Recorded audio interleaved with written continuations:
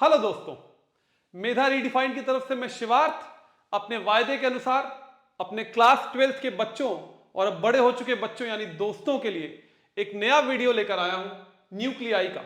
याद होगा आज से करीब 5-6 दिन पहले जब मैंने एटम्स का वीडियो अपलोड किया था, ढेर सारे लोगों ने उसे देखा और जाते जाते मैंने कहा था जल्द ही बच्चों बहुत ही क्रिस्प, शॉर्ट और एकदम जिसे बोलते हैं ना एकदम बहुत सारी जो भी कुछ इस चैप्टर में है सब कुछ आपके लिए 45 से 50 मिनट के एक वीडियो में जल्द ही लेकर आऊंगा। तो मैं आपके सामने आज हाजिर हूं और इससे पहले कि हम शुरू करें बहुत लंबी भूमिका नहीं बनाऊंगा क्योंकि भी हमें बहुत सारी चीजें जल्दी से करनी है क्योंकि आप सब लोग के प्री बोर्ड्स आ चुके हैं और बोर्ड्स की तैयारी में सब लोग दिन रात करके लगे हुए हैं ना। टीम मेधा मैं 12th के आपको वीडियोस मिलते हैं, मैथ्स के समर्थ सर या विमलेश सर की वीडियोस आपको मिलती होंगी और होपफुली आपके लिए वीडियोस हेल्पफुल साबित हो रही होंगी। हमारे और दूसरे वीडियोस पर ढेर सारे कमेंट्स आ रहे हैं, ढेर सारे लोगों के लाइक्स आ रहे हैं, कुछ लोग पर्सनली हमें फोन कर टेक्स्ट कर फीडबैक दे रहे हैं। इसके लिए बहुत बहुत शुक्रिया। अपना प्यार और अपना फीडबैक और अपना कहते हैं हौसला अफजाई इस तरह बनाए रखिए and we will try to do our best to make sure that you are ready for your exams. ठीक है, चले बच्चों शुरू करें। तो चैप्टर कौन सा है भैया? न्यूक्लियाई। ज्यादा डिटेल में नहीं जाऊंगा, जितनी रिक्वायरमेंट उतने में जाऊंगा, लेकिन सिंपल जो बातें हैं थोड़ा जल्दी जल्दी करूंगा। तो दिमाग के अपने स्विच को एकदम ऑन रखना है, पेन कॉपी लेकर बैठना है, जहां लिखना होगा वहां बताऊंगा लिखना है। लिखने से पहले सुनना जरूर है और देखना और सुनना जरूर है। दिमाग के कैमरे में सब कुछ पहले कैद करना है, फिर कॉपी पर तो कैद हो जाएगा। ठीक है, चलो सर। ओके बच्चों, ठीक। तो जैसा कि मैंने पिछले चैप्टर में बताया था कि ये हमें पता लगा experiments on scattering of alpha particles, यहां अल्फा मिसिंग है। Experiments on scattering of alpha particles demonstrated that the radius of nucleus was smaller than the radius of an atom by a factor of about 10⁻⁴।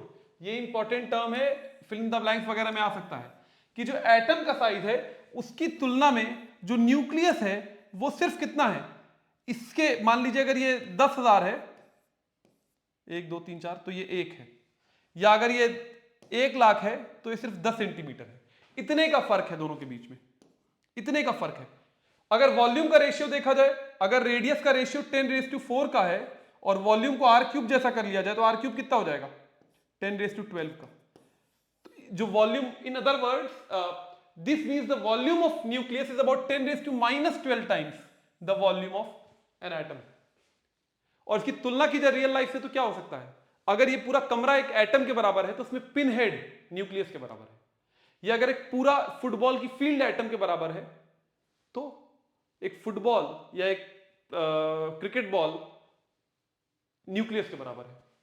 If an atom is enlarged to the size of a classroom the nucleus would be the size of a pin head. लेकिन nevertheless, इसके बावजूद the nucleus contain more than 99%। सारा का सारा मास कहां है भैया? छोटा तो इतना है, छोटा तो इतना है, लेकिन सारा मास यही है। 99.9% का मास न्यूक्लियस में ही है। तो यहां से एक बात, बहुत छोटा है और बहुत सारा मास है।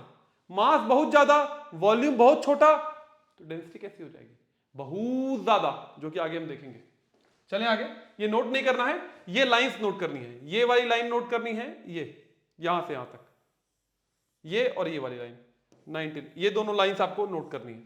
स्टार मार्क कर कॉपी में अपने नोट कर लीजिए, इंपॉर्टेंट है। ठीक है, आगे बढ़ूं?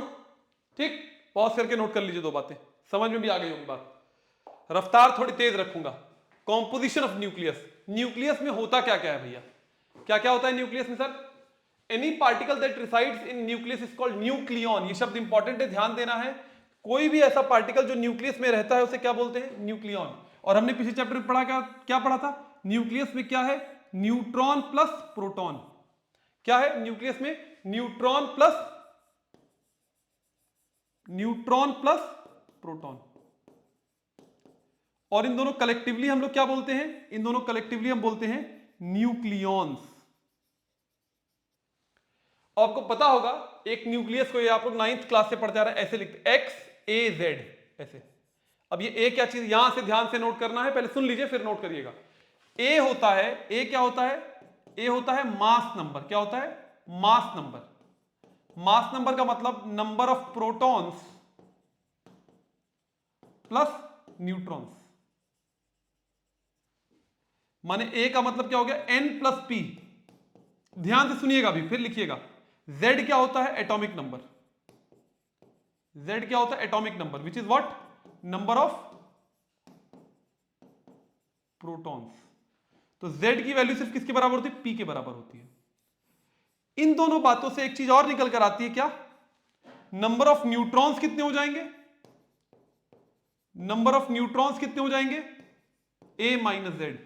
थोड़ी गर्मी लग रही है मुझे, एसी ऑन कर लेते हैं। ठीक, नंबर ऑफ न्यूट्रॉन्स कितने हो जाएंगे, a माइनस जेड। बात समझ में आई, ठीक। और रिप्रेजेंटेशन, ये रिप्रेजेंटेशन है, हमेशा ऊपर क्या लिखते हैं, a लिखते हैं, नीचे क्या लिखते हैं, z लिखते हैं। जैसे अगर मैं दिखाऊं आपके सामने, कहूं, ठीक है, पहले इतना नोट आप पहले कर लीजिए, फिर मैं एग्जांपल समझाता हूं। ये रिप्रेजेंटेशन है, ऊपर क्या लिखते हैं, n+p which is mass number, और नीचे क्या लिखते हैं, सिर्फ p which is atomic number. ये है, ये है, ऐसे नोट कर लीजिए पहले, फिर इस पे एक छोटा सवाल कर लेते हैं ताकि लॉजिक और क्लियर हो जाएगा।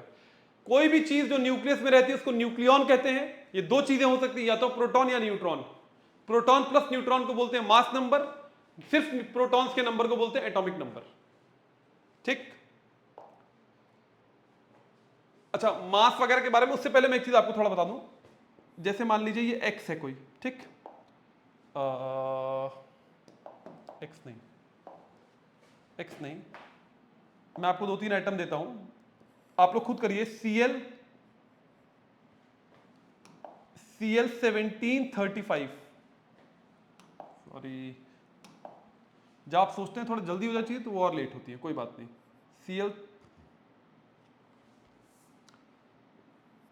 Cl3517, कार्बन 14 और 6।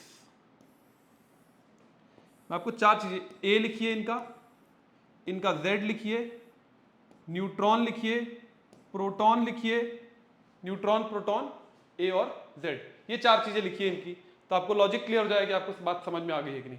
पॉज करके पहले खुद करिए बेटा, इसे पॉज करके पहले खुद करिए। हो गया, यस सर। चलिए, इसका ये क्या होता है, ये होता है आपका A, ये क्या होता है Z, ये क्या है A, ये क्या है Z। A माने कितना हो गया 35, Z कितना हो गया 17, N कितना होता है A माइनस Z। इसका फॉर्मूला क्या था, A माइनस Z, और P तो Z के बराबर ही होता था, तो P तो 17 ही हो जाएगा, और 35 माइनस 17 कितना हो जाएगा, मेरे ख्याल से 18 हो जाएगा। नहीं, बात सही है ना सबका, यस सर। इधर देखिए, A क्या है 14, Z क्या है 6, 14 माइनस 6 क्या होगा 8, ये क्या होगा 6। तो इस तरीके से आपको समझ में आना चाहिए, पता होना चाहिए। सवाल इस पे वैसे सवाल नहीं आएंगे, लेकिन पता होना चाहिए। -27 लिखा होना चाहिए। जो प्रोटॉन का मास है, जिसको बोलते हैं mp, क्या बोलते हैं, m सबस्क्रिप्ट p, और इसको m सबस्क्रिप्ट n। mp की वैल्यू होती है 1.00727 u, ऑलमोस्ट 1 u के बराबर, कई बार हम लोग ले लेते हैं इसको भी, मतलब mp is almost equal to mn। In reality कौन थोड़ा भारी है, थोड़ा सा कौन भारी, देखिए माइनस तो बहुत छोटे हैं, लेकिन 672 है, ये 674 है, तो थोड़ा सा फर्क है। mn is slightly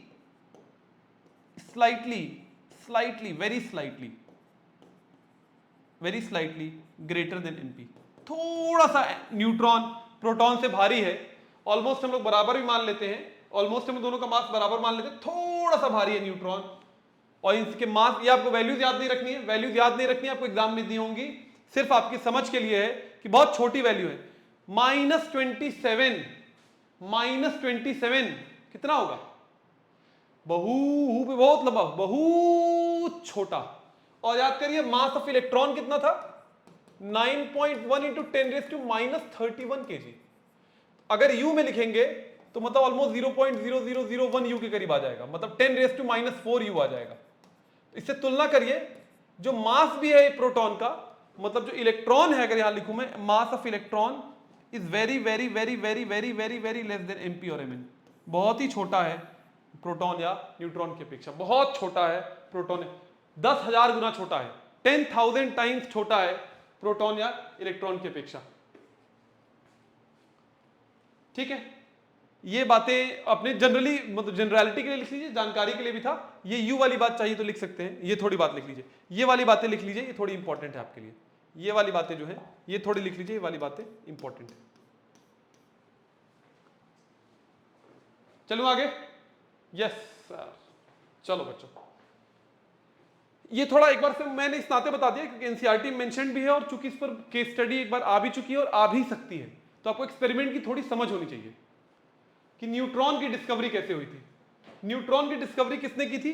James Chadwick नाम के एक साइंटिस्ट थे जिनको बाद में नोबेल प्राइज भी मिला था इस डिस्कवरी के लिए। जेम्स चैडविक ने की थी 1932 में। कैथोड रेज से प्रोटॉन की डिस्कवरी तो नाइन्थ वगैरह में पढ़ा, कैथोड रेज से प्रोटॉन्स की डिस्कवरी हुई थी, गोल्डस्टीन ने की थी वो। खैर वो एक अलग सवाल है। न्यूट्रॉन का थोड़ा इंटरेस्टिंग है। न्यूट्रॉन के लिए क्या किया, एक पोलोनियम का सरफेस लिया गया था और इससे अल्फा पार्टिकल्स को जब टारगेट किया गया बेरिलियम पर, तो बेरिलियम से कुछ जो पार्टिकल्स निकले उनको जब पैराफिन वैक्स पर इंट्रोड्यूस किया गया तो फिर यह पाया गया कि जो पार्टिकल्स पैराफिन वैक्स से निकल रहे हैं वो सिर्फ उससे नहीं निकल सकते अगर इस पर कोई चार्ज होता। तो कोई अनचार्ज पार्टिकल्स है जो भी अभी देखते हैं क्या होता है इसमें, थोड़ा आपको याद नहीं करना है, याद नहीं करना है, थोड़ी जानकारी होनी चाहिए। कोई केस स्टडी आता है तो क्या चीजें कैसे उसमें लगानी है या किसने डिस्कवर किया, थोड़ा इसका अंदाजा होना चाहिए बस। और जो लोग कॉम्पिटिटिव एग्जामिनेशन वगैरह की तैयारी करें उनको भी थोड़ा अंदाजा होना चाहिए, इसलिए बताया गया है। He fired alpha radiation at beryllium sheet from a polonium source. This led to production of an uncharged penetrating radiation. ये uncharged penetrating radiation ये uncharged है ना, तो मतलब न्यूट्रॉन है। This radiation was made incident on paraffin wax. The protons ejected from the paraffin wax when struck by the uncharged radiation were observed with the help of an ionization chamber. इसको हमने paraffin wax से भेजा, जो protons निकले paraffin wax से वो हमने observe किया एक आयोनाइजेशन चैम्बर में। The range of the liberated protons was measured and the interaction between the uncharged radiation and the atoms of several gases were studied by Chadwick. He concluded that the unusually penetrating radiation consisted of uncharged particles, approximately the same mass as a proton. These particles were later named as neutron. तो अगर nucleus के भीतर जो दो चीजें होती हैं, अगर मैं उनका एक वो बना लूं आपके सामने, क्या बनाया जा सकता है?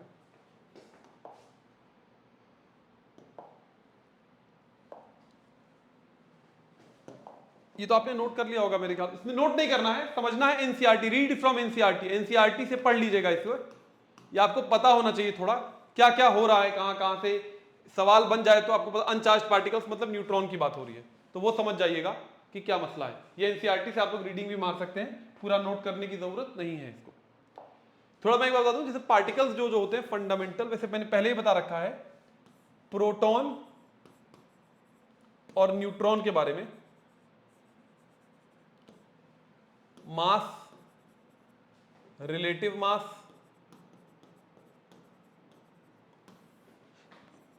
चार्ज, रिलेटिव चार्ज, ये आप लोग बना लीजिए, थोड़ा काम आ सकता है। तो प्रोटॉन का मास अभी हमने दिया कितना था, 1.672 इंटू 10⁻⁻27 kg, जिसको ऑलमोस्ट हम लोग 1 पॉइंट कितना लिखा था अभी,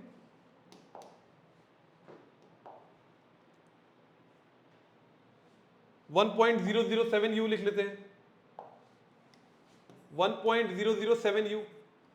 चार्ज कितना था ये हमें पता है, 1.6 इंटू 10⁻⁻19 कूलम, और इधर चार्ज होता है प्लस ई। न्यूट्रॉन में यही वैल्यू कितनी हो जाएगी, 1.674 इंटू 10⁻27 kg, और यहां हो जाता है 1.008 U, ऑलमोस्ट बराबर मान सकते हैं। यहां 0 हो जाएगा, ये इंपॉर्टेंट है, यहां 0 हो जाता है क्योंकि अनचार्ज है। न्यूट्रॉन कैसा है, न्यूट्रल है, न्यूट्रॉन नाम ही वहीं से है, अनचार्ज पार्टिकल है। बाकी इलेक्ट्रॉन के बारे में आपको पता है, इलेक्ट्रॉन के बारे में अगर बात की जाए वैसे लिखना नहीं चाहिए, यहां पर कोई रिश्ता नहीं है। 9.1 इंटू 10⁻31 kg, ऑलमोस्ट 10⁻4 U, और यहां पर -1.6 इंटू 10⁻19 कूलम, या माइनस ही लिखते हैं उसे। जानकारी के लिए बता दे रहा हूं इलेक्ट्रॉन के बारे में, तो ये आप लोगों को पता होना चाहिए। वैसे ये दोनों इंपॉर्टेंट है, थोड़ा ध्यान से नोट कर लीजिएगा, ठीक है? ठीक है, आगे चला जाए। यस सर, ठीक है बच्चों, आगे बढ़ते हैं। नोट कर लिया ना, साफ दिख रहा है, ठीक है। हाँ, ये है आइसोटोप्स, आइसोबार्स एंड आइसोटोन्स। इस पर एग्जाम में सवाल आ सकता है, नीट या जेई में भी आ सकता है, तो पता होना चाहिए। प्लीज ध्यान से इसको देख लीजिए, कॉलम बना लीजिए। 9th क्लास में मेरे ख्याल से पढ़ा है आइसोटोप्स और आइसोबार। आइसोटोप्स क्या? जिनकी पोजीशन सेम होती है पीरियोडिक टेबल, मतलब इनका Z सेम होता है, A डिफरेंट होता है, A डिफरेंट होता है, Z सेम होता है। और इसमें आइसोबार्स में उल्टा, सेम A डिफरेंट Z, इनकी अलग अलग पोजीशंस होती है पीरियोडिक टेबल में, अलग अलग इनकी प्रॉपर्टीज होती है, अलग अलग सिंबल होता है। नई चीज है isotones, same number of neutrons. तो ये वाला जो कॉलम है ना, ये वाला, ये बड़ा इंपॉर्टेंट है, ये वाला, ये कॉलम ध्यान रखिएगा। आइसोटोप्स क्या है? Nuclei with same atomic number but different mass number.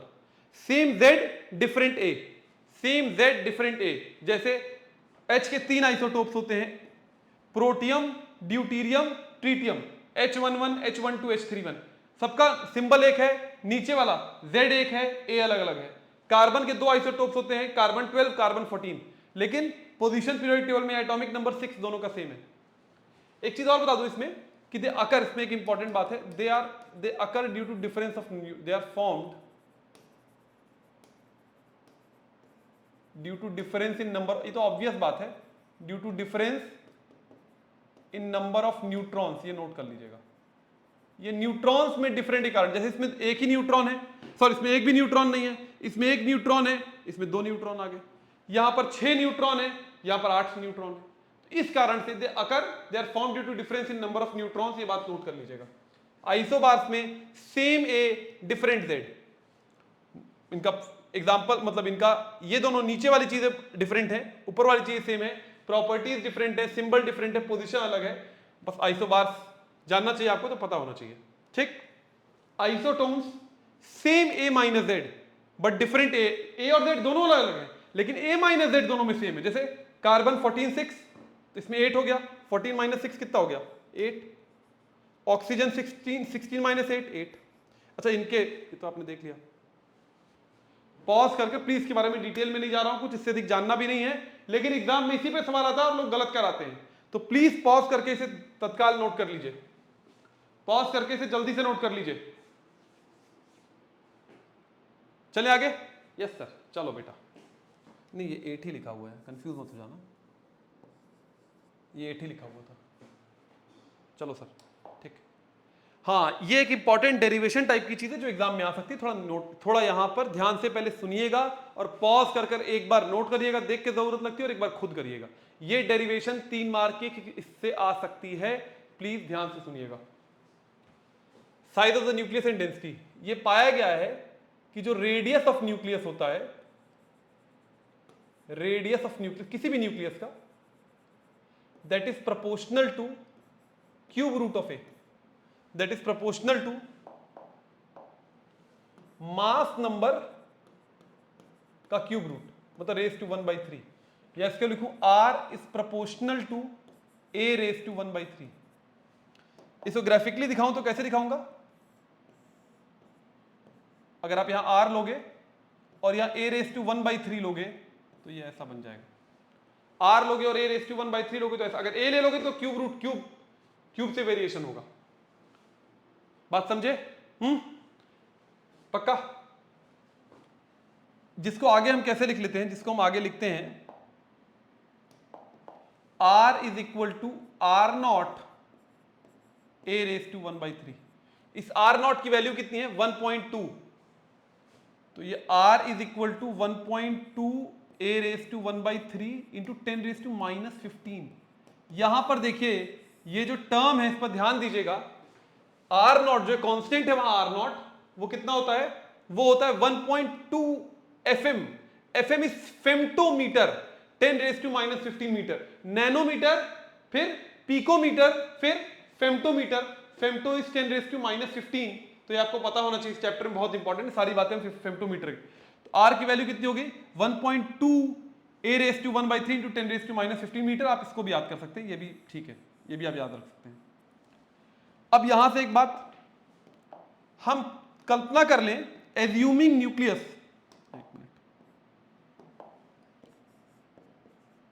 Assuming nucleus to be sphere, nucleus को हम क्या मान लें, तो वॉल्यूम क्या हो जाएगा 4/3 पाई आर क्यूब, जिसकी वैल्यू डालेंगे तो क्या हो जाएगा, ये वॉल्यूम है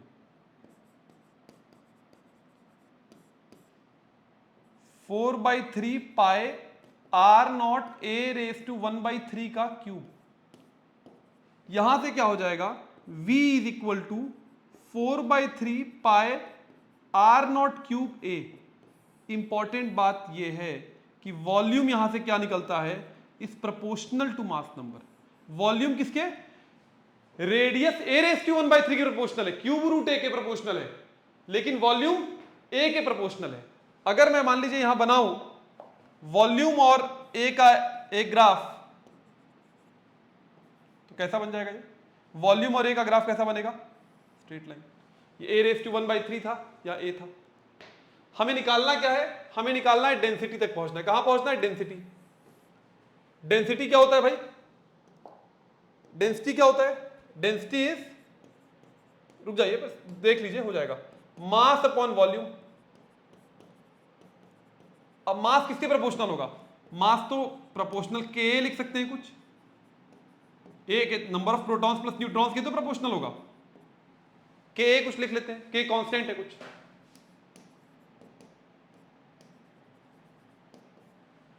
तो डेंसिटी की वैल्यू क्या हो जाएगी m/v। अब यहां क्या लिख दिया, कुछ के लिख दिया, ये वैल्यू इंपॉर्टेंट नहीं है, वैल्यू पर मत जाइए आप। और वॉल्यूम के बजाय क्या आ जाएगा 4/3 pi R naught cube A. Important बात ये है, ये ए कट जाएगा ना, और यहां जितनी सारी चीजें बची क्या बचेंगी, सब कांस्टेंट है। तो डेंसिटी कैसी हो जाएगी, density is equal to constant. बहुत बहुत इंपॉर्टेंट बात है, ये प्रूव करने के लिए आता है। और इस डेंसिटी की वैल्यू कितनी है, ये होती है, ये इंडिपेंडेंट कॉन्टेंट इंडिपेंडेंट ऑफ ए। इसका ए से कोई रिश्ता नहीं है। अगर मैं इसी में, चूंकि यहां पर मुझे जगह और ले लीजिए तो कोई बात नहीं, अगर मैं यहीं पर डेंसिटी और ए का ग्राफ बनाऊं तो कैसा बन जाएगा, डी और ए का डेंसिटी और मास नंबर का ग्राफ बनाऊं तो ऐसा बन जाएगा। आर, फिर से देखिए, आर किसके प्रोपोर्शनल था, रेडियस। रेडियस किसके प्रोपोर्शनल थी, पहली बात, रेडियस किसके प्रोपोर्शनल थी, ए रेस टू 1/3 के, ए रेस टू 1/3 के। अगर ये इससे प्रोपोर्शनल तो वॉल्यूम किसके प्रोपोर्शनल हो जाएगा, ए के। 4/3 पाई आर क्यूब है, आर क्यूब तो ए रेस टू 1/3 क्यूब करेंगे तो वॉल्यूम प्रोपोर्शनल टू ए हो जाएगा। और डेंसिटी मास बाय वॉल्यूम है, मास तो ए के प्रोपोर्शनल ही होगी, तो डेंसिटी m/v ए कट जाएगा। Density is constant independent of A. Proof करने के लिए आता है, ये वैल्यू दुनिया की सबसे अधिक डेंस चीज है। दुनिया की सबसे अधिक डेंस चीज क्या है, न्यूक्लियस। मतलब लोहा वोहा आप तुलना नहीं कर सकते। 1 मीटर क्यूब में 10⁻17 kg रखा हुआ है। 1 मीटर क्यूब, 1 मीटर क्यूब कितना होगा, इतना। 1 मीटर क्यूब का कल्पना करो, उसमें 10⁻17 kg जैसी चीज भरी हुई है। वो चीज कितनी डेंस होगी, कितनी डेंस होगी, आपकी कल्पना से परे है। And there is nothing more dense than nucleus in the world. There is nothing more dense than nucleus in the world. इतना छोटा है न्यूक्लियस और उसमें इतना सारा मास पैक्ड है, क्योंकि सारा का सारा मास एटम में कहां होता है, न्यूक्लियस में होता है। तो there is nothing more dense than the nucleus. Note करें,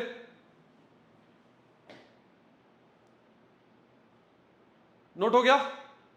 प्लीज एक एक बात नोट कर लें। आगे बढ़ूं, मैं इस पे एक सवाल देना चाहता था आपसे, लेकिन इससे पहले मैं एक दो समराइजेशंस कर देता हूं आपके लिए।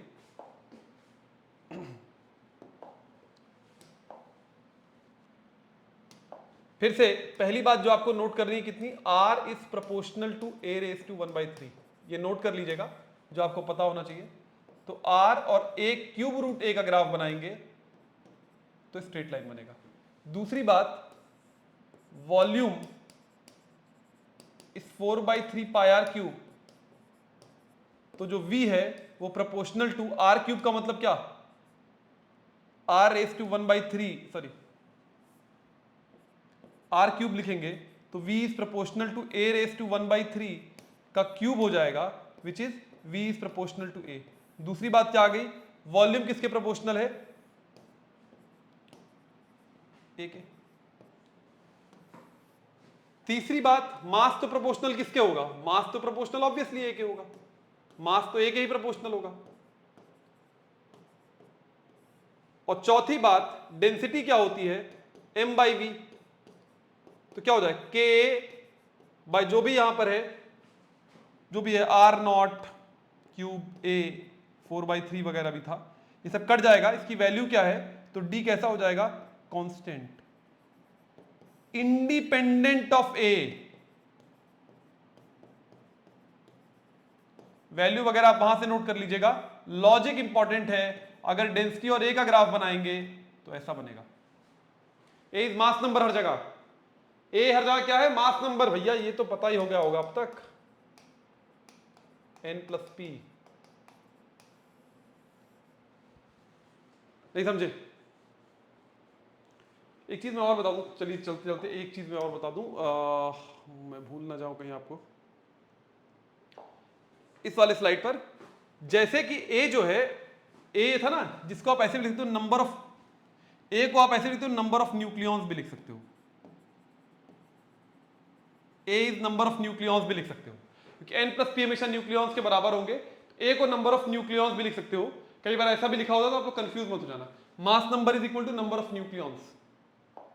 ठीक, देख लिया ना? देख लिया ना? ठीक है, हम लोग कहां पर थे? हम लोग थे यहां पर। चलो, बात समझ में आ गई?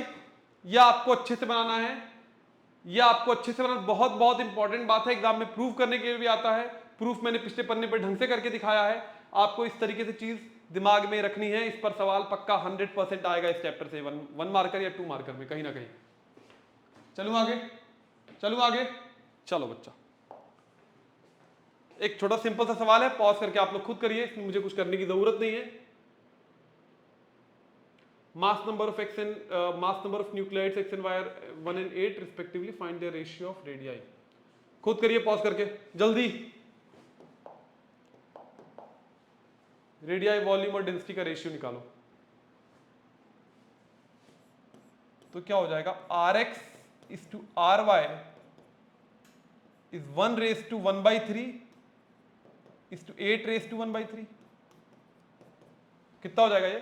1:2 cube root 8। rx is to ry कितना हो जाएगा? 1:2। vx is to vy कितना हो जाएगा? 1:8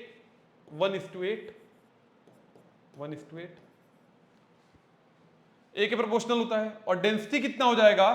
कितना हो जाएगा? 1:1। इंडिपेंडेंट, सबसे इंपॉर्टेंट बात, इंडिपेंडेंट होती है मास की। कुछ भी मास रख कर दो, डेंसिटी सारे न्यूक्लियस का कैसा होता है? कांस्टेंट। तो डेंसिटी का रेशियो क्या हो जाएगा? dx is to dy क्या हो जाएगा? 1:1। बात समझे? इस तरह के सवाल बनते हैं एग्जाम में, आप लोग को लॉजिक पता होना चाहिए। आगे बढ़े? पक्का? Yes sir. चलो, आइंस्टाइन्स एनर्जी मास इक्विवेलेंस, ये पता होगा आप लोग को। आइंस्टाइन बहुत सारी चीजों के लिए फेमस है, चाहे वो थियरी ऑफ रिलेटिविटी हो, जनरल थियरी ऑफ रिलेटिविटी हो, स्पेशल थियरी ऑफ रिलेटिविटी हो, फोटो इलेक्ट्रिक इफेक्ट हो, ब्राउनियन मोशन का पूरा एक्सप्लेनेशन हो, बहुत सारी चीजें हैं। उनमें से एक और ऐसी चीज है, E = mc², mass conversion of mass into energy, जो कि न्यूक्लियर प्लेन पे एप्लीकेबल होती है, डे टू डे लाइफ में एप्लीकेबल नहीं होती। मास में एनर्जी मत बदलिएगा। सी क्या है? Speed of light in vacuum. Speed of light in vacuum जिसकी वैल्यू कितनी होती है? 3 × 10⁸ मीटर पर सेकेंड। और ठीक है, ठीक, m मास है तो पता ही है। इस पे एक सवाल बनता है छोटा सा, जो पता होना चाहिए एक जेई वगैरह में खास तौर से। फाइंड एनर्जी एसोसिएटेड विद, पहला मास ऑफ 1 kg और दूसरा मास ऑफ 1 U। पॉज करके खुद करिए, पॉज करके खुद करिए।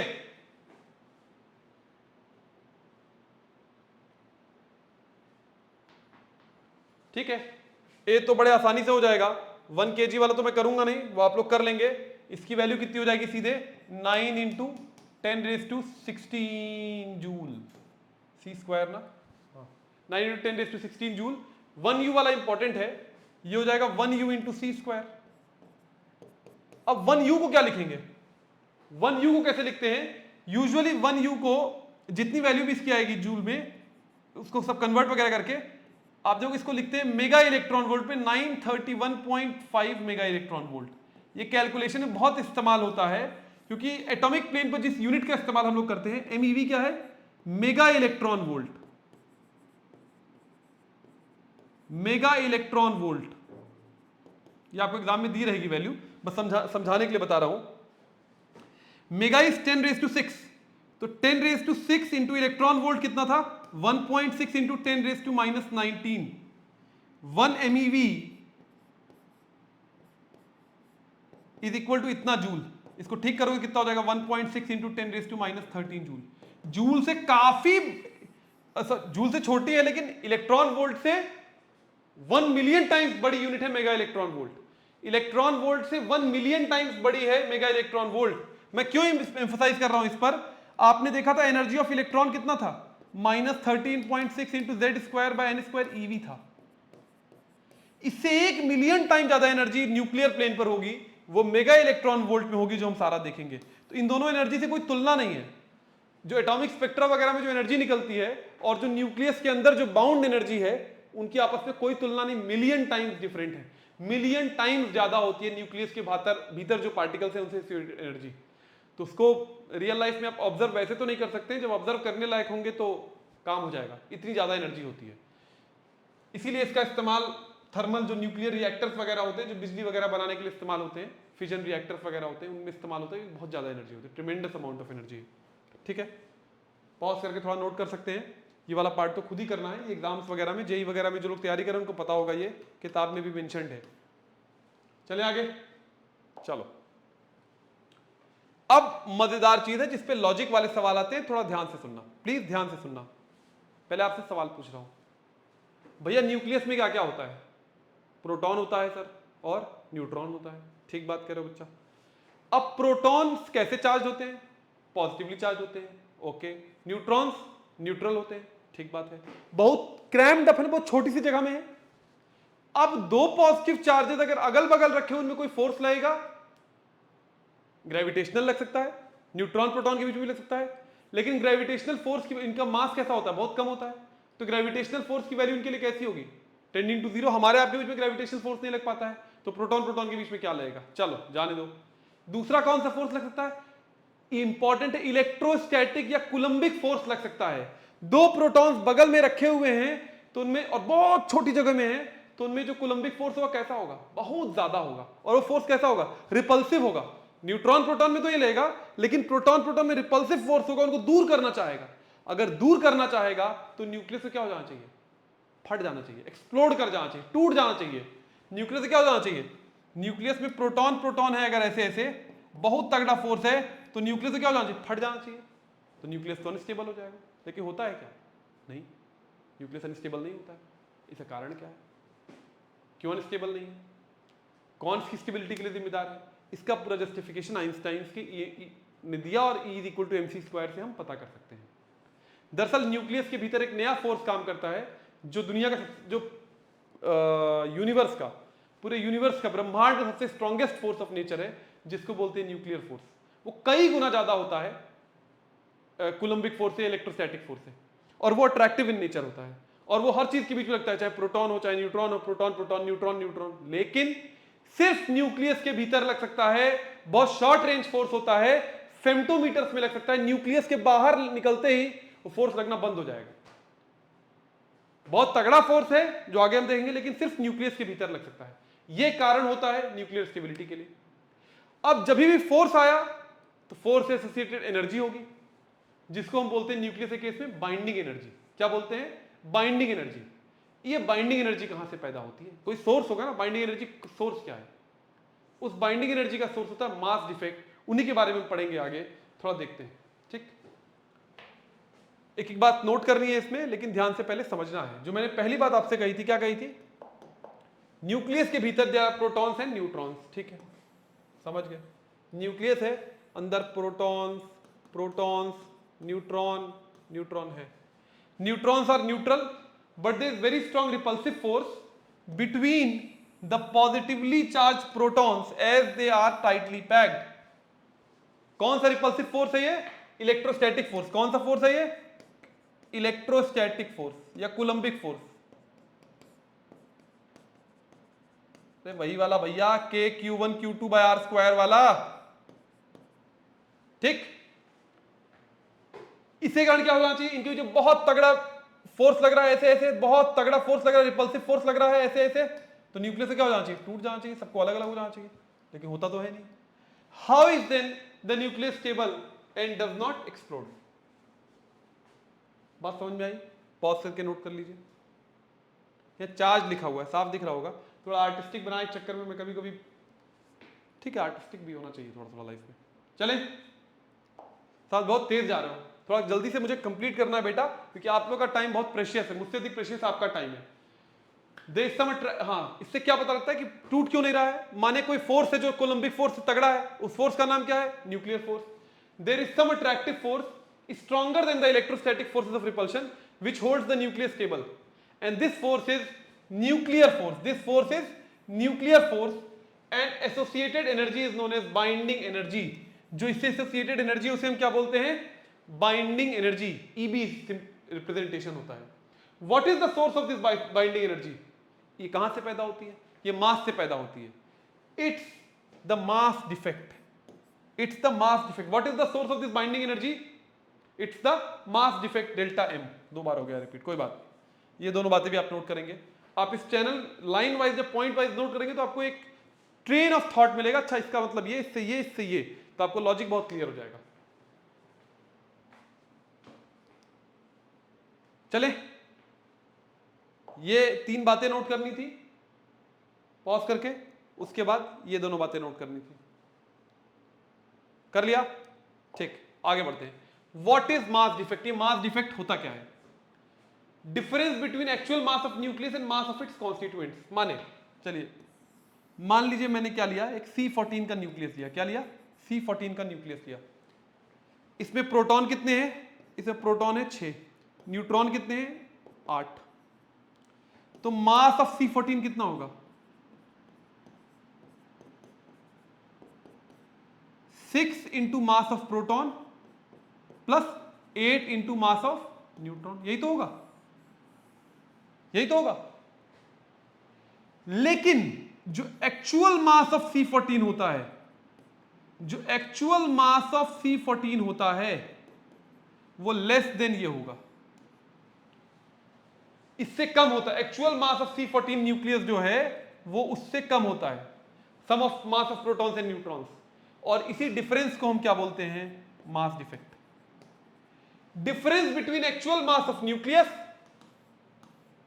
Difference between actual mass of nucleus and mass of its constituents. Delta M की वैल्यू क्या हो जाएगी? Number of protons into MP plus number of neutrons into MN, इन दोनों को ऐड करेंगे, minus actual mass of nucleus.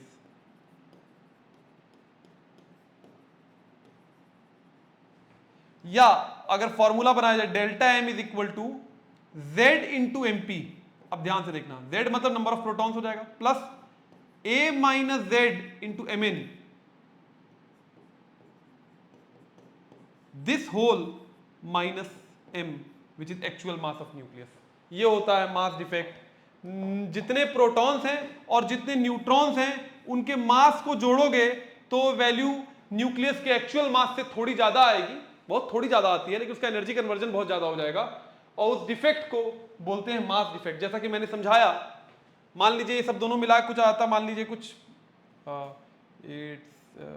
14 कुछ आता, मान लो 14.979 U, मैं ऐसे एग्जांपल दे रहा रैंडम, और इसका एक्चुअल मास जो आएगा वो कितना आएगा? कुछ 14.834 U आएगा।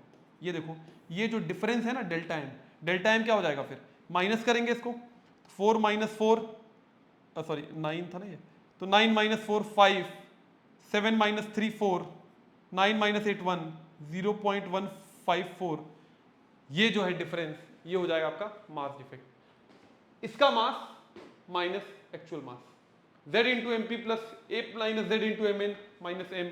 नोट करना है, आएगा एग्जाम में 110% कुछ ना कुछ। पॉज करके अच्छे से नोट करना है। कोई कंफ्यूजन हो तो पूछिए मुझसे। कैसे पूछे सर? कमेंट करिए, पूछिए, टेलीपैथी का इस्तेमाल करिए, दिल से सोचिए मेरे बारे में, मेरे तक आपकी आवाज पहुंच जाएगी। लगता है सर शाहरुख खान की फिल्में आप काफी देखते हैं। नहीं, शाहरुख खान की फिल्में नहीं देखता हूं, लेकिन मोबाइल ने मुझे जो भी उनके कैच वर्ड्स होते हैं सब दिखा दिए हैं। Anyways, moving on.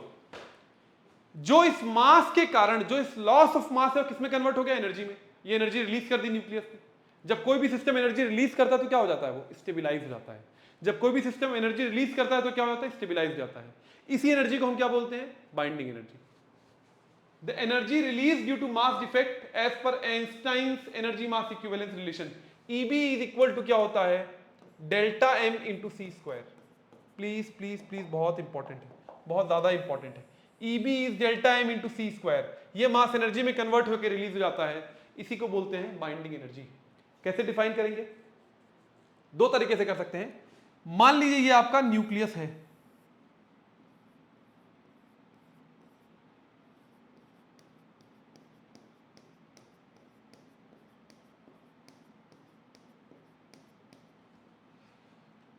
इसको मुझे तोड़ना है,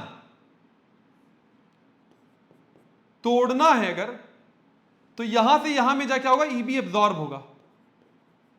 मैंने इसको अलग अलग कर दिया, इन सबको मैंने अलग अलग कर दिया ऐसे ऐसे। तो इसको तोड़ने के लिए जो एनर्जी लगी वो ईबी कहला सकती है, या इधर से इधर जब आए जो रिलीज हुई एनर्जी उसे बोल सकते हैं ईबी। दोनों तरीके से डिफाइन कर सकते हैं। एक न्यूक्लियस को उसके न्यूट्रॉन प्रोटॉन में तोड़ने के लिए जो एनर्जी लगे उसे बोलते हैं हम लोग बाइंडिंग एनर्जी, या सारे न्यूट्रॉन्स प्रोटॉन्स जब आकर मिलते हैं और जो एनर्जी रिलीज होती है उनके न्यूक्लियस बनाने के दौरान, उसे बोलते हैं बाइंडिंग एनर्जी। दोनों तरीके से कर सकते हैं। क्या क्या लिखा हुआ है? नोट करना है, इंपॉर्टेंट बात है, याद भी करना है। It can be defined as the amount of energy required to break, ये वाली बात, required to break nucleus into its constituent nucleons, protons and neutrons. एक न्यूक्लियस को तोड़ने में जितनी एनर्जी लगे उसके प्रोटॉन्स, उसको अलग अलग करने में सारे प्रोटॉन्स न्यूट्रॉन्स को, वो भी ईबी कहला सकती है। या इससे उलट, it can be defined as amount of energy released when constituent nucleons, protons and neutrons come together to form nucleus. जब वो एक साथ आते हैं और इस प्रोसेस में जो एनर्जी रिलीज होती है और मास डिफेक्ट पैदा होता है, मास डिफेक्ट पैदा होने जो एनर्जी रिलीज होती है उसे ही बोलते हैं बाइंडिंग एनर्जी। दोनों ही फॉर्म्स आपको याद होने चाहिए, ये फिगर भी आपको याद होना चाहिए, बहुत बहुत की और इंपॉर्टेंट बात है।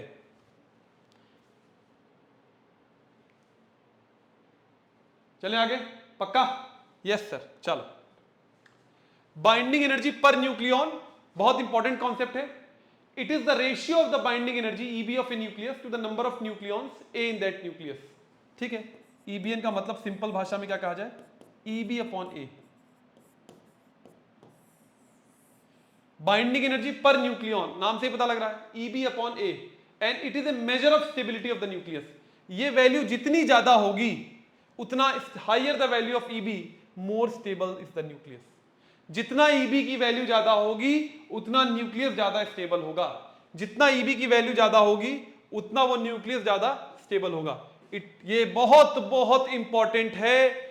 नंबर ईबी को ए से डिवाइड कर दो, जो वैल्यू मिले वो ईबीएन कहलाती है। नाम से पता लग रहा है बाइंडिंग एनर्जी पर न्यूक्लियॉन, और ईबीएन की वैल्यू जितनी ज्यादा है उतना अधिक स्टेबल होता है न्यूक्लियस। ये दो बातें हैं, अच्छे से पॉज करके, मोती हैं सारे शब्द, ढंग से नोट करना। मैंने अपने हाथों से आपके लिए सारे नोट्स बनाए हैं, किताब में आपको इस भाषा में नहीं मिलेगा, तो प्लीज प्लीज नोट कर लीजिए। पढ़ के किताब बनाए, मैंने कहीं से किताब पढ़कर, लेकिन ऐसी भाषा में बनाए कि आपको आसानी से याद हो जाए। चलो आगे, कितनी बढ़िया फोटो है बैकग्राउंड में, वेरी गुड। ये कर्व कितनी बार सवाल आया है इस पर, जेई में, सीबीएसई में, एनसीईआरटी में। ये एनसीईआरटी का बहुत इंपॉर्टेंट फिगर है। बाइंडिंग एनर्जी पर nucleon is a function of mass number A, EBN versus A का बहुत बहुत इंपॉर्टेंट है।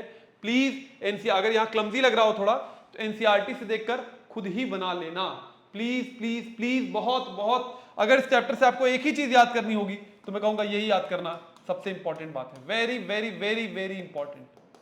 प्लीज, बहुत बहुत इंपॉर्टेंट है। एनसीईआरटी देखकर बना लेना ये वाला फिगर। अगर यहां समझने में दिक्कत आ रही हो, क्लमजी लग रहा हो, थोड़ा क्लमजी लग सकता है, कोशिश किए वैसे अच्छी इमेज लेने की। मैंने नहीं बनाया, मैं फिगर बहुत खराब बनाता हूं, मैंने नहीं बनाया है, ठीक है। खैर, वाई एक्सिस पे क्या लिया गया, ध्यान से देखना, वाई एक्सिस पे क्या लिया गया है, ईबीएन लिया गया है, एक्स एक्सिस पे क्या लिया गया है, मास नंबर लिया गया है, ठीक।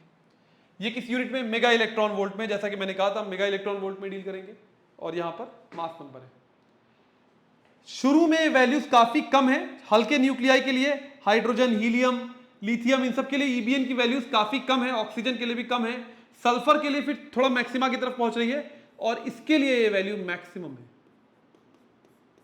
और यहां से लेकर, सल्फर से लेकर ऑलमोस्ट यहां तक कुछ कांस्टेंट रह रही है, कांस्टेंट और maximum, constant and maximum, saturation value बोलते हैं इसे। और यहां से फिर डिक्रीज करती है,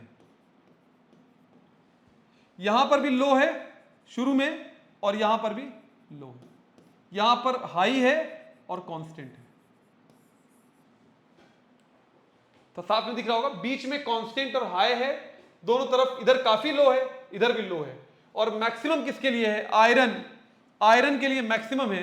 यही ऑब्जर्वेशंस हैं, ये ऑब्जर्वेशंस आपको हूबहू बनाने के बाद याद करने हैं, मेमोराइज करने हैं।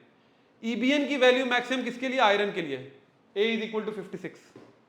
दूसरी बात, फॉर मॉडरेट न्यूक्लियाई, मॉडरेट मतलब ना जिसका मास नंबर ज्यादा है बहुत, ना कम है, 30 से लेकर 170 तक के बीच वालों को, EBN value is almost constant and high, saturation value बोलते हैं इसे, सैचुरेशन वैल्यू। और तीसरी बात क्या है, बोथ फॉर लाइट न्यूक्लियाई, जब A 30 से जहां कम है शुरू वालों के लिए, इधर वालों के लिए, और जब A ग्रेटर देन 170 है, दोनों के लिए ईबीएन वैल्यू लो है, मतलब ये कैसे न्यूक्लियस है, अनस्टेबल। ये कैसे न्यूक्लियॉन्स है, स्टेबल।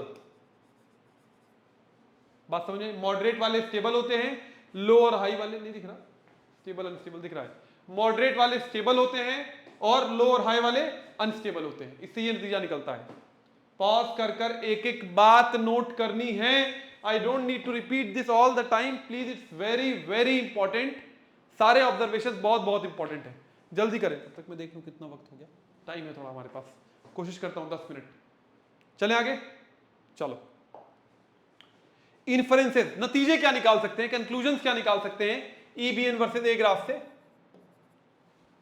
पहली बात है कि ईबीएन की वैल्यू काफी ज्यादा है, is quite large of the order of mega electron volt per nucleon, so the associated, ये आप पर न्यूक्लियन आप समझ नहीं, आप सोच रहे हो छोटी वैल्यू है ना, ये वैल्यू कितनी थी, मैंने क्या बताया था, 1.6 इंटू 10⁻⁻13 जूल। अब ये देखिए, ये पर न्यूक्लियन के लिए है, ये -27 kg के मास के लिए है। 1 ग्राम के लिए बात करोगे 10⁻27 kg के लिए कितना है ये, 1.6 इंटू 10⁻⁻, आपको बस लॉजिक बता दूं कितनी बड़ी बात है। और अगर हम 1 ग्राम का मतलब कितना हो गया, 10⁻³ kg के लिए वैल्यू कितनी हो जाएगी, इसको मल्टीप्लाई कर दो, 1.6 इंटू 10⁻13 बाय 10⁻27 इंटू 10⁻³ करोगे, पावर्स बस देख लीजिए आप, -16 + 27 कितना हो जाएगा, 10⁻11 जूल। आप कल्पना करो, 1 ग्राम की बात मैं कह रहा हूं, 1 ग्राम से जो एसोसिएटेड एनर्जी है उसका ऑर्डर क्या हो जाएगा, 10⁻11 जूल का ऑर्डर हो जाएगा। कितने का ऑर्डर हो जाएगा, 10⁻11 जूल। अगर 1 ग्राम न्यूक्लियस, 1 ग्राम में जितने न्यूक्लियस आ रहे हैं उनको हमने ले लिया है, तबाही मच जाएगी। इसीलिए न्यूक्लियर बॉम्ब, एटम बॉम्ब इतने तगड़े होते हैं। ये वैल्यू बहुत ज्यादा हाई है, बहुत ज्यादा हाई है, -27 kg के मास के लिए बहुत ही ज्यादा हाई है। EBN values quite large of the order of mega electron volts per nucleon, so the associated force, that the nuclear force is a very strong force and attractive in nature। ये तो bound करने वाला force है, जोड़ने वाला force है, जोड़ने वाला या बाइंड करने वाला फोर्स हमेशा कैसा होता है, attractive in nature. Repulsive force अलग करने वाला होता है, ठीक। पहली बात समझ में आ गई। Nuclear force is a short range force, इसका माने क्या है, थोड़ी इंपॉर्टेंट बात है। Therefore EBN value reaches saturation value for moderate nuclei 30 less than A less than 170। थोड़ी इंपॉर्टेंट बात है, थोड़ा समझना पड़ेगा। होता क्या है, मान लीजिए 1 प्रोटॉन आया, 2 आया, 3 आया, 4 आया, जैसे जैसे ये बढ़ रहा है EBN क्या हो रहा है, बढ़ रहा है। जैसे जैसे पार्टिकल्स बढ़ रहे हैं EBN की वैल्यू बढ़ रही है। अब देखिए यहां पर देखिए क्या है, अब देखिए ये है, जैसे मान लीजिए मैं बनाता हूं, मान लीजिए यहां तक बढ़ पहुंच गया वो, और यहां तक मान लीजिए वो पहुंचा। अब ये इसकी क्या है, रेंज है। क्या है इसकी, ये इसकी रेंज है। इसमें जो भी आएगा वो सबको ट्रैक कर लेंगे। अब इस रेंज के बाहर जब आप कुछ जोड़ोगे, इस रेंज के बाहर जब कुछ जोड़ोगे तो क्या अंदर वाला उसको ट्रैक कर पाएगा, नहीं कर पाएगा। अब उनकी अपनी रेंज बन जाएगी। क्या हो जाएगी, अब उनकी कोई और रेंज बन जाएगी अपनी, इनकी कोई अपनी रेंज बन जाएगी ये, लेकिन अब सबको अट्रैक्ट नहीं कर पाएंगे। अब ये इनको तो कर रहा है, अब सबको अट्रैक्ट नहीं कर पाएंगे।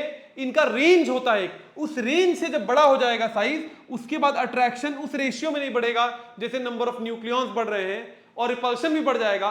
तो ओवरऑल सम टोटल क्या हो जाएगा, after the range with increase in size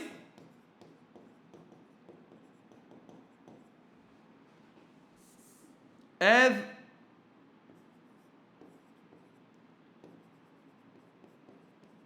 nuclear force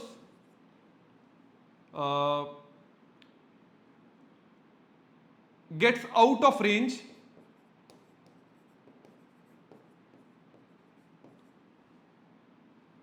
EBN value becomes constant, या सैचुरेशन वैल्यू, यही सैचुरेशन वैल्यू है।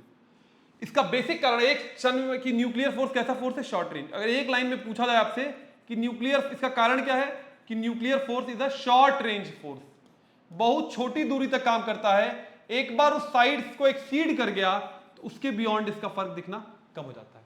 ये एनसीईआरटी में भी अच्छा लिखा हुआ है, पढ़ सकते हैं। ऑयल ड्रॉप बढ़ रहा है ऐसे ऐसे ऐसे ऐसे ऐसे, और एक पॉइंट बाद वो फर्क डालना बंद हो जाता है। इसमें बेसिक बात है, न्यूक्लियर फोर्स एक शॉर्ट रेंज फोर्स है। जब उस साइज न्यूक्लियस का उस रेंज से एक्सीड करने लग जाएगा तो न्यूक्लियर फोर्स अपने मैक्सिमा पर या सैचुरेशन लेवल पर पहुंच जाएगा। तो ये दोनों बातें भी नोट करनी है, ये दोनों बातें भी नोट करनी है। चले आगे, हो गया बेटा, पक्का पक्का, यस सर, चलो चलो ठीक है। ये बहुत इंपॉर्टेंट सवाल है। फिर एक पॉइंट बाद ईबीएन वैल्यू क्यों कम होने लग जाती है, why EBN value for very heavy nucleus और very light nuclear is low. तो लाइट के लिए समझ, जैसे जगह जब छोटा न्यूक्लियस है, नंबर ऑफ न्यूक्लियॉन्स कम है, प्रोटॉन्स न्यूट्रॉन्स कम है, तो न्यूक्लियर फोर्स कम लगेगा, तो बाइंडिंग एनर्जी कम होगी। बाइंडिंग एनर्जी, न्यूक्लियर फोर्स छोटा तो उससे फिर एनर्जी भी कम, तो छोटे न्यूक्लियस के लिए तो बात समझ। फिर जब बढ़ता है न्यूक्लियॉन्स, न्यूक्लियर फोर्स बढ़ता है, बाइंडिंग एनर्जी बढ़ती है। एक सीमा के बाद जब प्रोटॉन्स काफी ज्यादा बढ़ जाते हैं तो उनमें रिपल्सिव इंटरेक्शन भी बहुत ज्यादा बढ़ जाता है। लेकिन न्यूक्लियर फोर्स तो शॉर्ट रेंज फोर्स है, वो एक सीमा से अधिक तो बढ़ नहीं सकता। तो अब nuclear force is not able to compensate for the increased repulsive forces, इसलिए स्टेबिलिटी कम होने लग जाती है। बात समझे, पक्का, ठीक बात है। देखते हैं यहां पर क्या लिखा हुआ, पॉइंट बड़े अच्छे से लिखा है। Why EBN value is low for light and heavy nuclei, और why are they unstable and moderate nuclei stable? वो क्यों अनस्टेबल होते हैं, मॉडरेट वाले क्यों स्टेबल होते हैं?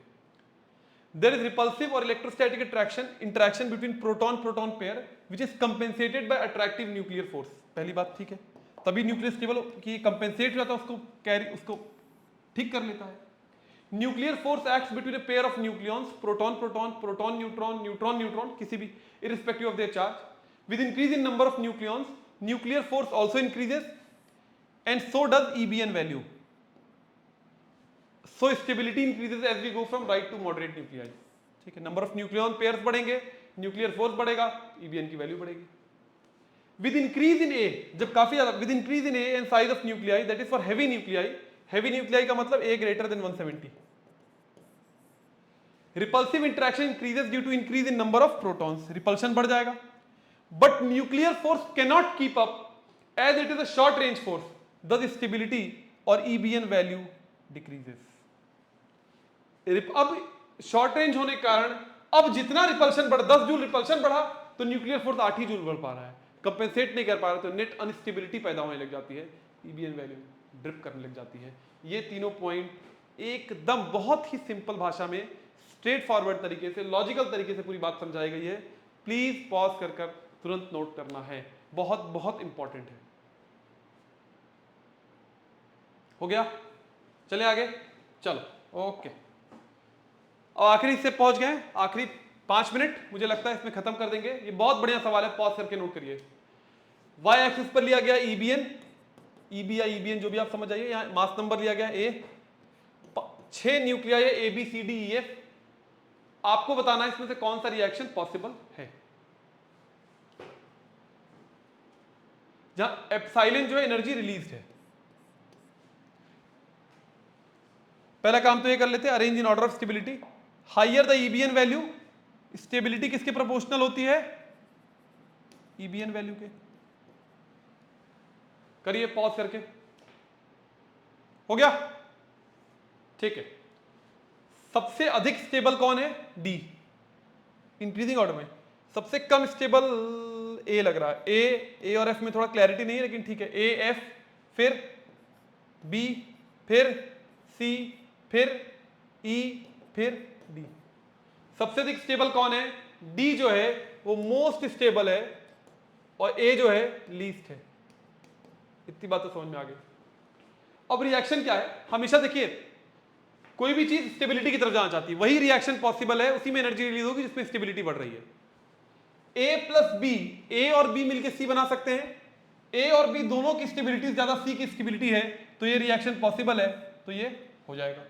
ए और बी दोनों की स्टेबिलिटी से ज्यादा सी की स्टेबिलिटी है तो ये रिएक्शन हो सकता है। दूसरा reaction, C gives A plus B, क्या सी टूट के दो लेस स्टेबल चीज बनाना चाहेगा, नहीं बनाना चाहेगा, नहीं हो सकता। तीसरा, डी प्लस ई, डी प्लस ई गिव्स एफ, हो ही नहीं सकता, स्टेबिलिटी बहुत कम हो जा रही है, दो स्टेबल चीजें मिलकर स्टेबल चीज नहीं बना सकती, ये भी नहीं होगा। एफ गिव्स डी प्लस ई, एफ अगर टूटे और दो स्टेबल चीज दे दे, हो सकता है कि नहीं, हो सकता है। कौन कौन से रिएक्शंस पॉसिबल हैं, 1 और, बहुत बढ़िया क्वेश्चन है, मेरे ख्याल से किसी नीट या जेई के पेपर में आ चुका है सवाल, बहुत बढ़िया सवाल है, बहुत बढ़िया सवाल है। एग्जाम में इसी तरह के सवाल आते हैं इस टॉपिक से। कॉन्सेप्ट समझ में आना चाहिए, ईबीएन वैल्यू जितनी ज्यादा उतनी स्टेबिलिटी, कौन से रिएक्शंस स्टेबल होंगे, कौन से रिएक्शंस पॉसिबल होंगे, वो दिमाग लाकर आप खुद ही बता सकते हैं। चलिए आगे, हो गया। प्लीज एक बार अगर आपने देख कर समझ लिया, फिर से हटाइए, वापस जाइएगा, पॉज करिएगा, बनाइएगा फिगर, खुद करिएगा, तब बात जमेगी। चलो sir, justification for nuclear fission and fusion reaction. Fission माने बायो वाले, फिजन माने टूटना, फ्यूजन माने जुड़ना। तो न्यूक्लियर फिजन कब होगा, जब एक बहुत हैवी न्यूक्लियाई, काफी हैवी न्यूक्लियाई टूट के दो मॉडरेट वाले न्यूक्लियाई बनाएगा, ईबीएन वैल्यू बढ़ जाएगी, स्टेबिलिटी बढ़ेगी, तो रिएक्शन स्पॉन्टेनियस हो जाएगा, एनर्जी रिलीज होगी। तो जब एक हैवी न्यूक्लियाई मॉडरेट रेंज में आएगा तो फिजन होगा, ठीक बात है। जब दो बहुत लाइट न्यूक्लियाई जिनका ईबीएन बहुत कम है, वो जो जुड़कर वो कंपैरेटिवली एक हैवी न्यूक्लियाई बना देंगे, थोड़े से भी हैवी बना दिए तो ईबीएन काफी तेजी से बढ़ जाएगा, स्टेबिलिटी बढ़ जाएगी, एनर्जी रिलीज होगी, रिएक्शन स्पॉन्टेनियस हो जाएगा, ठीक बात, यही बात। फ्यूजन टूटना, देखिए बड़ा सा न्यूक्लियस है, टूट रहा है इसमें। For heavy nuclei A greater than 170, sorry गलत लिखा, A greater than 170, A greater than 170 EBN value decreases, ये हमने देखा है। And if it breaks into two nuclei of moderate range, किस रेंज में जाएगा, मॉडरेट रेंज में, EBN value increases and so does stability and there is release of energy. देख सकते हैं, and reaction is spontaneous, release of energy.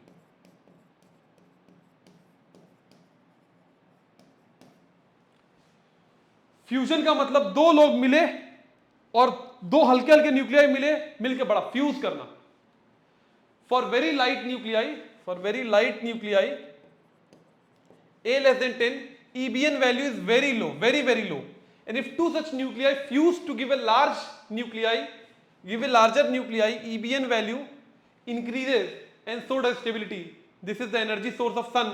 वहां पर hydrogen जो कंबाइन होकर हीलियम बनाता है, H plus H कंबाइन होकर हीलियम बनाते हैं, ये सोर्स होता है। ये अब डिटेल में पहले तो हमें पढ़ना होता था फ्यूजन फिजन रिएक्शन, बहुत डिटेल में नहीं पढ़ना, इसके बाद लॉजिक पढ़ना है। ईबीएन वैल्यू जब बढ़ेगी तो वो रिएक्शन हो जाएगा। हल्के वाले थोड़ा सा बड़े वाला बनाएंगे तो ईबीएन वैल्यू बढ़ेगी, रिएक्शन हो जाएगा। बहुत भारी वाले टूट कर दो थोड़ा कंपैरेटिवली मॉडरेट बनाएंगे, ईबीएन वैल्यू बढ़ेगी, रिएक्शन हो जाएगा। पॉज कर कर अच्छे से नोट करना है, एग्जाम में आना चाहिए, आता है। आना चाहिए, आता भी है, जेई में भी आ सकता है, और इस पे वो सब असर्शन रीजन टाइप चीजें बहुत आती हैं। लॉजिक नहीं क्लियर होगा तो नहीं कर पाएंगे। चले आगे। ओके बच्चों, आखिरी हिस्से पे आ गए हैं। अब हमें आखिरी जो बात करनी है, किसके बारे में बात करनी है? न्यूक्लियर फोर्स के बारे में बात करनी है। न्यूक्लियर फोर्स के बारे में बात करनी है। इसके लिए एक चीज पहले समझना है, सॉरी, इसके लिए जो एक चीज समझनी है, एक चीज है पोटेंशियल एनर्जी। जिन फोर्सेस से पोटेंशियल एनर्जी जुड़ी होती है, तो देखिए जब भी पोटेंशियल एनर्जी, अगर पोटेंशियल एनर्जी आपकी नेगेटिव है, कैसी है? नेगेटिव है। याद रखना यहां पर नेचर ऑफ फोर्स जो है, ये बात आप नोट करो ढंग से, नेचर ऑफ फोर्स अट्रैक्टिव होगा। जहां पोटेंशियल एनर्जी नेगेटिव है, नेचर ऑफ फोर्स अट्रैक्टिव होगा। जहां पोटेंशियल एनर्जी यू होता है पोटेंशियल एनर्जी के सिंबल, ये पोटेंशियल एनर्जी। जहां पोटेंशियल एनर्जी पॉजिटिव होगी, वहां नेचर ऑफ फोर्स रिपल्सिव हो जाएगा। और जहां potential energy tending to zero होगी, वहां फोर्स डज नॉट एक्ट। वहां फोर्स लगता ही नहीं है। यह बात पहले नोट करिए। इस कंसेप्ट का इस्तेमाल हम लोग इसमें पूरा करेंगे। जहां पर यू नेगेटिव है, वहां पर फोर्स अट्रैक्टिव होगा। जहां पर यू पॉजिटिव है, वहां पर फोर्स रिपल्सिव होगा। जहां यू टेंडिंग टू जीरो है, फोर्स डज नॉट एक्ट। पहले से नोट करिए पॉज करके। हो गया? Yes sir. चलो आगे फिर। ये बहुत बहुत बहुत सर, हर चीज को इंपॉर्टेंट ही बोल रहा हूं, लेकिन बहुत इंपॉर्टेंट ग्राफ है, लिटरली बहुत ज्यादा इंपॉर्टेंट ग्राफ है। छोटा चैप्टर है, सभी कुछ इंपॉर्टेंट है, क्योंकि 8 ही 10 टॉपिक है, सारे ही ऑलमोस्ट इंपॉर्टेंट है। ये तो बहुत बहुत ज्यादा इंपॉर्टेंट है।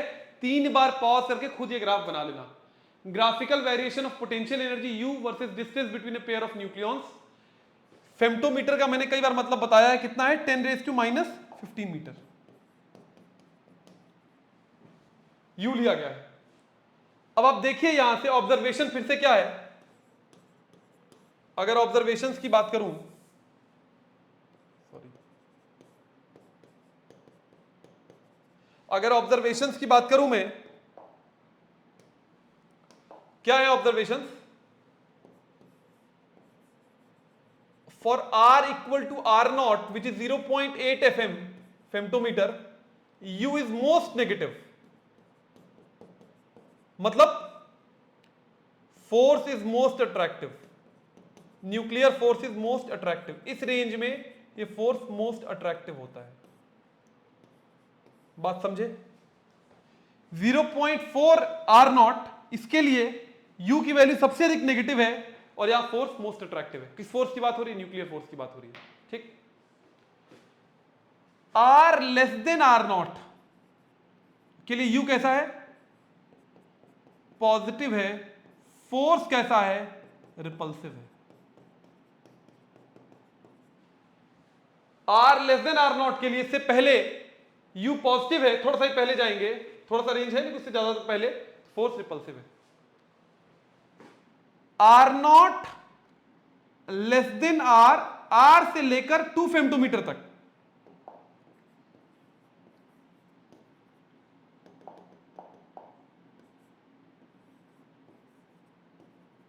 जीरो 0.8 से लेकर 2 फेम्टोमीटर तक, इस रीजन में U कैसा है? नेगेटिव है। U नेगेटिव है, फोर्स अट्रैक्टिव है। यहां पर U नेगेटिव, F कैसा है? अट्रैक्टिव। तीसरी बात, तीसरा ऑब्जर्वेशन यहां मैं ऊपर लिख देता हूं। तीसरा ऑब्जर्वेशन क्या है? R greater than 2 FM, U tending to zero है, फोर्स डज नॉट एक्ट। यहां तक ऐसा है, इस रीजन में यहां से यहां पर बेसिकली U पॉजिटिव है, फोर्स रिपल्सिव है,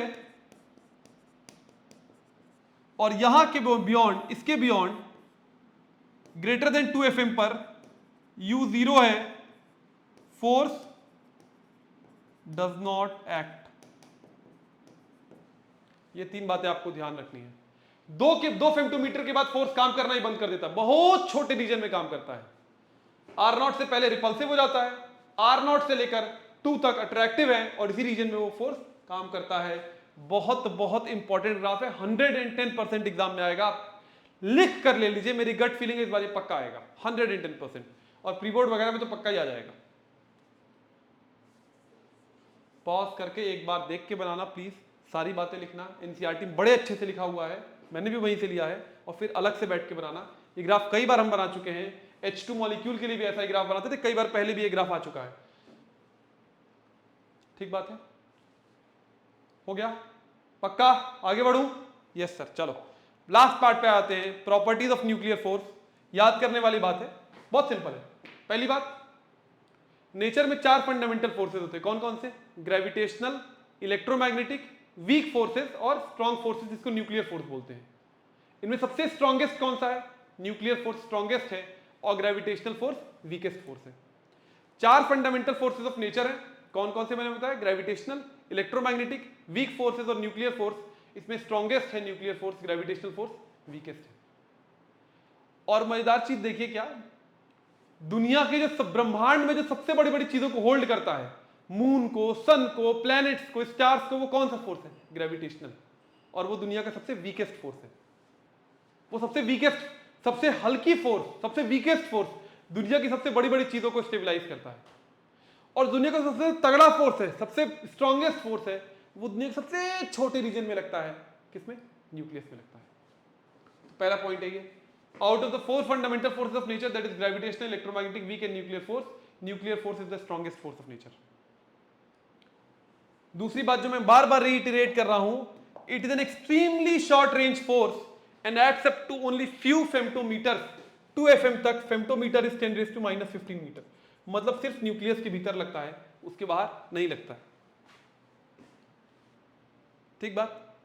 with in the range it's always attractive in nature, most of the cases, range की बात जो हमने की थी, and is independent of nature of charge. ऐसा नहीं प्रोटॉन प्रोटॉन में रिपल्सिव हो जाएगा, ना ना, it is independent of nature और charge of particle, that is nuclear force between proton proton, proton neutron and neutron neutron is same. सबके बीच में न्यूक्लियर फोर्स सबसे इंपॉर्टेंट है, इस पर कई बार असर्शन रीजन आ चुका है, ध्यान से देख लेना। किसको फर्क नहीं पड़ता नेचर ऑफ चार्ज और पार्टिकल से। और आखिरी बात, इसके लिए कोई मैथमेटिकल एक्सप्रेशन नहीं है, लाइक कूलम्बिक और electromagnetic force, there is no simple mathematical expression for nuclear force. बड़ी बड़ी आवाज से जान छूटी, वरना अभी 1/4 pi epsilon naught Q1 Q2 by R square, mu naught by 4 pi ideal sine theta by R square, ये सब कराने लग जाते हैं आप। बड़े थैंक यू न्यूक्लियर फोर्स, कहिए थैंक यू। गुड बेटा, थैंक यू के साथ साथ थोड़ा मुझे भी थैंक यू कहिए। पॉज करके इसे आप जल्दी से नोट करें, पॉज करके जल्दी से नोट करें। हो गया, चले आगे। कहां चले? खत्म। कहां चले? खत्म। फोटो बढ़िया है ना? ठीक है। तो दोस्तों बहुत जल्दी क्रिस्प तरीके से, लेकिन बिना कुछ छोड़े, एक भी शब्द बिना छोड़े, और ये इंश्योर की हुई कि आपको एक एक बात समझ में आए। न्यूक्लियाई का एक शॉर्ट सा लेक्चर हमने कंप्लीट कर लिया है। जल्दी से इसको देखिए, अपना फीडबैक कमेंट दीजिए, नोट्स बनाइए, और चैनल को अगर वीडियो पसंद आए तो लाइक शेयर सब्सक्राइब जरूर करिए। अपने दोस्तों, अगर आपके जो अच्छे दोस्त हों, अपने क्लासमेट्स हों, बैचमेट्स हों, उन तक भी हमारे चैनल का लिंक भेजिए, वीडियो का लिंक भेजिए, ताकि उनको भी फायदा हो सके। ठीक है, इसी के साथ मैं शिवार्थ आपसे विदा लेता हूं, मिलता हूं नए लेक्चर के साथ। होपफुली मैं जल्दी ही आपके लिए केमिस्ट्री का एक नया लेक्चर लेके आऊंगा। तब तक शिवार्थ की तरफ से सबको टाटा बाय बाय, मिलते हैं बच्चों नए लेक्चर के साथ। See you all next time, bye.